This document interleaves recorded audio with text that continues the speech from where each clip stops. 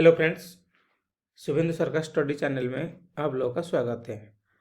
आज हम पढ़ेंगे 3M वेस्टेज के बारे में।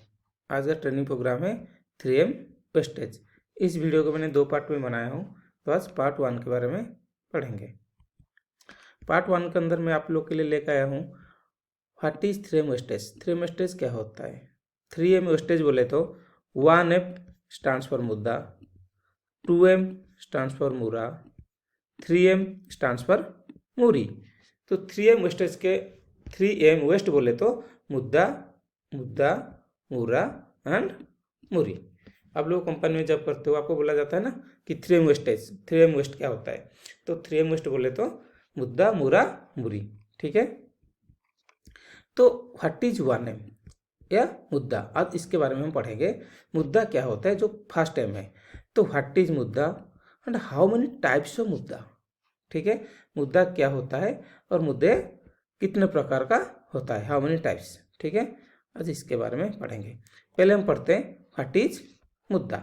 ठीक है, मुद्दा मुद्दा आप लोगों को लगता होगा कि तो इंडियन लैंग्वेज नहीं है। नहीं, बिल्कुल नहीं है, आप लोग का सोच सही है। It is a Japanese word. ठीक है, मुद्दा it is a Japanese words. ये बेसिकली जापान की लैंग्वेज से आया हुआ है, जिसका मीनिंग क्या है ना, यूजलेसनेस और वेस्टफुलनेस, जिसका मतलब है अदरकारी। ठीक है, अदरकारी क्या होता है? तो मुद्दा क्या है, मैं लिखा हूँ, आप जो काम करते हो, आप कुछ ऐसा काम भी करते हो प्रोसेस के अंदर, कंपनी के अंदर, जिस काम से, काम तो आप करते हो बट काम से does not add any value to the product. आप जो प्रोडक्ट बनाते हो, जो पार्ट बनाते हो, उसके अंदर ऐसा भी कुछ काम है होता है या वर्क आप करते हो जो कि प्रोडक्ट के ऊपर कोई वैल्यू ऐड नहीं करता है, प्रोडक्ट का मूल्य नहीं बढ़ाता है। और the activities which customer not paying for. अब ऐसा कोई एक्टिविटी करते हो जिसके अंदर कस्टमर आपको पेमेंट या पे नहीं करता है, तो work that does not add any value to the product और the activities which the customer is not paying for, that is muda. Now you are understand, आप लोगों को समझ में आ गया मुद्दा क्या होता है। मुद्दा बोले तो वेस्टेज। आप जो भी पार्ट कर बनाते हो, उसके अंदर जो भी काम करते हो, जो भी एक्टिविटी करते हो, जिसके लिए कस्टमर आपको पेमेंट नहीं देता है, पैसा नहीं देता है, और या वो पैसा कब नहीं देगा कस्टमर, जब प्रोडक्ट की वैल्यू नहीं बढ़ेगी। अगर ऐसा कोई काम है जिसमें प्रोडक्ट का वैल्यू नहीं बढ़ेगा तो कस्टमर क्यों पेइंग करेगा? कस्टमर देगा नहीं ना पैसा। तो उस काम को, उस एक्टिविटी को क्या बोलेंगे? मुद्दा बोलेंगे। You understand? Okay, now how many types of मुद्दा। हाउ मेनी टाइप्स ऑफ मुद्दा, देखो मुद्दा बेसिकली 8 टाइप्स ऑफ मुद्दा। ठीक है, लोग आप लोग को लिए समझने के लिए मैंने आसान सिंपल सा फॉर्मूला निकाला हूँ, जिसको बोलते हैं डाउन टाइम। ठीक है, आप लोग सारे जो भी इंजीनियर्स हो, एग्जीक्यूटिव्स हो, मैनेजर्स हो, एएम हो, या जो भी सीनियर्स लोग हो, या जो भी न्यू कमर्स हो, न्यू मतलब ज्वाइन किए हो, अलग अलग सेक्टर में है, तो आप लोगों को मुद्दा 8 टाइप्स, अगर मैं आपको बोलूँगा 8 टाइप्स मुद्दा याद रखो: defect, over production, waiting, non utilize talent, transportation, inventory, motion, extra process, शायद आप लोग उसके अंदर 1 या 2 भूल जाओगे, बताने टाइम 1 या 2 आपसे छूट जाएगा। तो इसके लिए मैं एक सिंपल सा फॉर्मूला निकाला हूँ, डाउन टाइम। डाउन टाइम तो सबको याद रहेगा। Down time, D stands for defects, O stands for overproduction, W stands for waiting, N stands for non-utilized talent, T stands for transportation, I stands for inventory, M stands for motion, E stands for extra processing। सारे जो defects है उसका जो पहला letter है, सारा पहला letter को लेके मैंने एक फॉर्मूला लेकर, दैट इज डाउन टाइम। ठीक है, ये सबको याद रहेगा। अब हम पढ़ेंगे पहला मुद्दा, दैट इज डिफेक्ट्स। डिफेक्ट के बारे में पढ़ेंगे। डिफेक्ट क्या होता है? देखो मैं आप लोगों के लिए ना एक एग्जाम्पल लिया हूँ, मैंने एक बेरिंग का एग्जाम्पल लिया हूँ यहाँ पे, जिसके अंदर आप बनाया, देखो यहाँ पे एनजी है, देखो ना डिफॉर्मेशन हो गया, यहाँ पे डिफॉर्मेशन हो गया, यहाँ पे भी डेंट पड़ा है, डिफॉर्मेशन हो गया, यहाँ पे क्रैक आया है दोनों एजेस के अंदर। ठीक है, ये यहाँ पे डस्ट आ रखा है, एनजी आया है, यहाँ पे भी स्क्रैचेस लगा हुआ है। ठीक है, ये डिफेक्ट्स है। जैसे आपने अलग अलग सेक्टर में कोई पेंट का काम करते हो तो पेंट का अलग अलग डिफेक्ट्स है, फ्लो, ड्राई, ठीक है, ऑन कवरेज, ऑरेंज पील, ठीक है, एसआर आती है। तो अलग अलग प्रोसेस का अलग अलग प्रॉब्लम। जो प्रॉब्लम ये आपका डिफेक्ट है वो तो आपको कस्टमर लेगा नहीं। अगर आपने प्रॉब्लम बना दिया, कस्टमर पेइंग करेगा क्या? नहीं करेगा। तो आपके लिए क्या है? ये स्क्रैप है। Making products to the wrong specification. Customer का जो स्पेसिफिकेशन से, जो पैरामीटर से, जो टॉलरेंस से, उसमें अगर आप आउट बनाते हो उस स्पेसिफिकेशन से, जो आपको ड्राइंग मिला है कस्टमर से, जो स्टैंडर्ड मिला है, ठीक है, उसका जो स्पेसिफिकेशन मेंशन्ड है, तो उसको अगर आप आउट जाते हो, रॉन्ग बनाते हो, तो वो क्या हो गया? पार्ट गलत बन गया और कस्टमर रॉन्ग पार्ट लेगा नहीं। तो इसके अंदर आपका क्या लग गया? मैंने लिखा हूँ स्टेज क्या है आपका? मेटेरियल लगा है। क्या लगा? Additional material. ये पार्ट बनाने के लिए मेटेरियल यूज हुआ है ना, तो मेटेरियल आपका क्या हुआ? स्क्रैप। तो मेटेरियल का कॉस्ट आपका लगा वेस्टेज।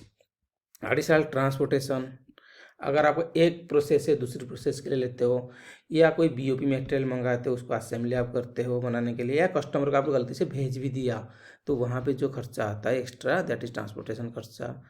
एडिशनल कंट्रोल, फिर इस प्रोडक्ट को नहीं आने के लिए आप क्या करते हो? क्वालिटी गेट लगाते हो, quality 1, quality 2 gate, quality 3 gate लगाते हो, ठीक है। अलग अलग स्टेज में इसका आप इंस्पेक्शन करते हो। लाइक इनकमिंग इंस्पेक्शन हो गया, प्रोसेस के अंदर करते हो तो इन प्रोसेस इंस्पेक्शन हो गया, ठीक है।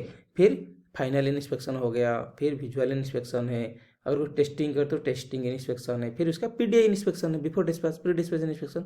तो आपको एडिशनल कई जगह आपने कंट्रोल लगाया। ये तो हो गया मैनुअल बेस्ड है।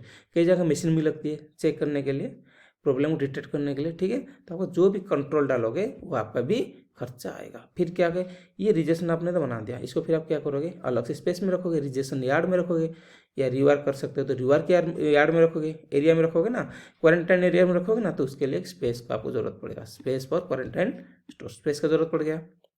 सेम अगर रिपेयर करते हो तो आप रिवर्क एरिया में रखो तो स्पेस फॉर रिपेयरिंग, और इसमें एडिशनल मनी आपका लगा। तो ये जो चीज़ का बनाते हो वन टाइम में सही नहीं बना, उसको 2 टाइम 3 टाइम आपने इन्वेस्टमेंट किया, पैसा लगाया, तो that is muda. Now you understand guides? Okay, अभी पढ़ते हैं। मैंने बोला ना फॉर्मूला क्या है? Down time, D for defects. उसके बाद सेकेंड मुद्दा क्या आएगा? ओवर प्रोडक्शन, ठीक है। ओवर प्रोडक्शन पढ़ते हैं। ओवर प्रोडक्शन क्या है? ये देखो मैंने इमेज दिया हूँ। ओवर प्रोडक्शन, इतना प्रोडक्शन हुआ है उसे रखने की जगह तक नहीं है, ऐसे रखा हुआ है प्रोडक्शन में। तो आप ओवर प्रोडक्शन हम किसको बोलेंगे? सिंपल वर्ड में ओवर प्रोडक्शन किसका? कस्टमर ने आपको शेड्यूल देता है, मेटल लेने के लिए कस्टमर आपको शेड्यूल देता है या डिमांड देता है, ठीक है। उस शेड्यूल के अगेंस्ट में आपको डिस्पैच करना है। आप अगर शेड्यूल से ज़्यादा बना देते हो तो आपको स्टॉक करना पड़ेगा, अपने पास रखना पड़ेगा, ठीक है। तो production more than requirement. Requirement बोले तो जो शेड्यूल आया है आपके पास, जो पीओ आया है, उसके अगेंस्ट में आपने ज़्यादा मटेरियल बना दिए, तो आपने मोर देन क्या रिक्वायरमेंट से ज़्यादा बनाया, तो दैट इज ओवर प्रोडक्शन। तो ओवर प्रोडक्शन तो बोले ठीक है सर आपने बना के रख दिया, सेफ्टी स्टॉक बना दिए, पर सेफ्टी स्टॉक का भी तो लिमिट होती है, कितना रखोगे, उसे डबल तो नहीं रखोगे ना। तो इसमें आपका क्या लग गया? आपका ये अभी मेटेरियल आपने प्रोडक्शन कर दिया, ठीक है, लागत लग गया, इसमें मैन्युफैक्चरिंग कॉस्ट लग गया, बट इसको आपने सेल नहीं कर पाया, तो आपका मनी रिटर्न नहीं आएगा, आपका मनी रिटर्न नहीं आएगा। तो लॉस है ना। क्या लॉस हुआ? Increase raw material purchasing. अब जो मेटेरियल शेड्यूल के हिसाब से मंगाना था आपने ओवर प्रोडक्शन के लिए ज़्यादा RM मंगा दिया, तो आपका इंक्रीज हो गया परचेजिंग। इंक्रीज वर्कर्स, ज़्यादा बनाने के लिए वर्कर भी ज़्यादा लगेगा, और आपको लिए प्रोसेस के लिए मशीन भी ज़्यादा लगेगा। उसके लिए आप क्या कर दोगे ना, मनी लूज करोगे, मनी आपका लूज हुआ, ठीक है। नेक्स्ट में डाउन टाइम मैंने बताया था डी ओ का W for waiting, W for waiting. Waiting बोले तो एक मैंने इमेज लगाया हूँ आप लोगों के लिए। एक ऑपरेटर है, वर्कर, मशीन चल रहा है, ऑपरेशन चल रहा है, वो आराम से बैठ के रेस्ट कर रहा है, क्योंकि उसके बाद दूसरा प्रोसेस के लिए टाइम बहुत है। अभी उसका ऑपरेशन मशीन चल रहा है, ऑपरेट कर रहा है, बट इतना टाइम मिल रहेगा, आराम से रेस्ट कर सकता है, तो दैट इज वेटिंग। वेटिंग बोले तो कंपनी के लिए दैट इज मुद्दा। क्या हो गया? Working slowly whilst waiting for previous step in the process, ठीक है। देखो स्टेज क्या है? While operating, operator is standing, machine चल ऑपरेट हो रहा है, बट ऑपरेटर स्टैंडिंग, ऊपर कोई काम नहीं कर सकता है। मान लो आप कोई पार्ट बनाते हो, ठीक है, उस पार्ट के अंदर मान लो बॉर आती है, तो ऑपरेटर खड़ा होकर जब प्रोसेस चल रहा है, मशीन रनिंग कर रहा है, उसको फाइलिंग कर सकता है ना, तो कोई ना कोई काम कर सकता है प्रोसेस के दौरान। बट यहाँ पे साइकिल टाइम ज़्यादा है, मशीन चल रही है और ऑपरेटर वेट कर रहा है, तो कंपनी के लिए वेस्टेजेस है। मान लो कोई मशीन ख़राब हो गया, ठीक है, आपको रिपेयर करने के लिए जाते हो, आपको पाना ज़रूरत है, टैब रेंज ज़रूरत है, कोई भी सामान टूल्स का ज़रूरत है, आप इधर उधर भागते हो क्योंकि एक जगह मान लो नहीं है टूल, ठीक है, तो that is waiting. Waiting for oil, oil के लिए वेटिंग करना, टूल के लिए वेटिंग करना, मेटेरियल किसी के लिए वेटिंग करना। चलो मेरा प्रोसेस खत्म हो गया जी, अभी प्रीवियस ऑपरेशन का मेटेरियल मेरे पास नहीं आया, आएगा तो मेरा प्रोसेस चलेगा, तो दैट इज वेटिंग, ठीक है। मान लो कोई किस पार्ट के अंदर ड्रिलिंग होता है, टैपिंग होता है, आपका पार्ट आप टैपिंग करते हो, आपका प्रीवियस प्रोसेस क्या हो गया, ड्रिलिंग। आपके पास ड्रिलिंग होकर मेटेरियल आया नहीं, आपका टैपिंग खत्म हो गया, आप क्या वेट करते हो, भाई ठीक है वो ड्रिलिंग करके मेरे को देगा तो मैं टैपिंग करूँगा, तो क्या हो गया वहाँ पे, वेटिंग हो गया आपका अनदर प्रोसेस के लिए, दैट इज मुद्दा, वेटिंग मुद्दा, ठीक है। मैंने आपको बताया DW, उसके बाद N for non utilize of talent. अगर जो आपका एम्प्लॉय है उसके अंदर जो स्किल है, अगर आप उनका स्किल को पूरा यूटिलाइज नहीं करोगे, ठीक है, अंडर यूटिलाइजेशन आएगी, तो आपका टैलेंट का यहाँ पे मिस यूटिलाइज होगा, उसमें आपका क्या निकले, आउटपुट नहीं निकलेगा, प्रोडक्टिविटी नहीं निकलेगा, वो भी कंपनी के लिए मुद्दा है, वेस्टेज है। आप देख सकते हो यहाँ पे कोई ट्रेनिंग प्रोग्राम दे रहा है, कोई सो रहा है, कोई दूसरी तरफ देख रहा है, कोई कोई दूसरी फिजिकल तो यहाँ पे अवेलेबल है, बस उसका माइंड दूसरी जगह है, वो यहाँ पे इसका माइंड एब्सेंट है, ठीक है, तो वो नॉन यूटिलाइजेबल टैलेंट। या मेरा को सिंपल भाषा में बताता हूँ, employees at your organization who have skills residing outside their current role but are not being utilized to their employers benefit, ठीक है। मान लो कोई बंदा आपका क्या करते हैं ना, CNC मशीन चलाने के लिए स्किल्ड है, स्किल्ड ऑपरेटर है, वो CNC मशीन चला सकता है।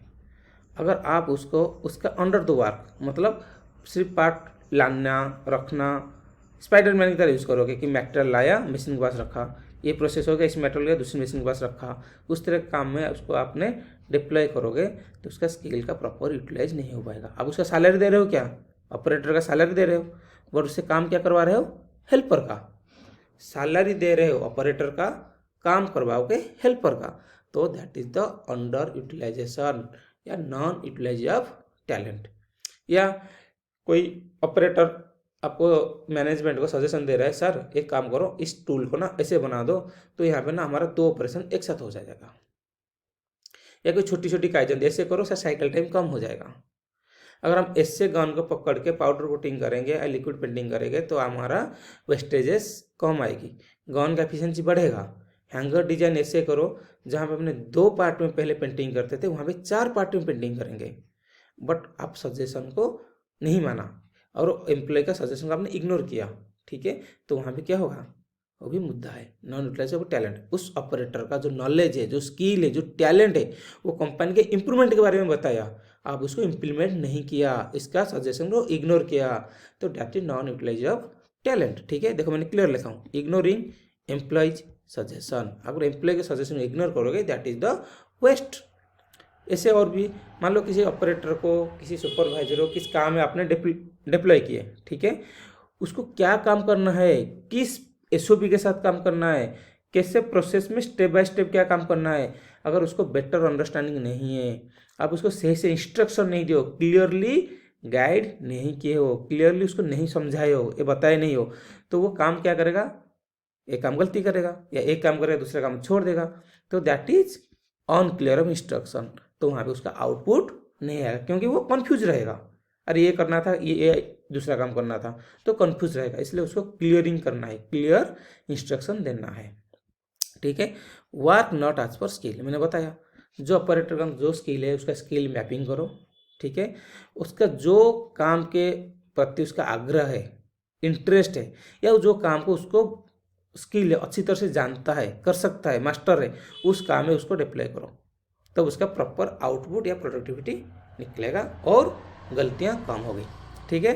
That is non utilized of talent, ठीक है दोस्तों।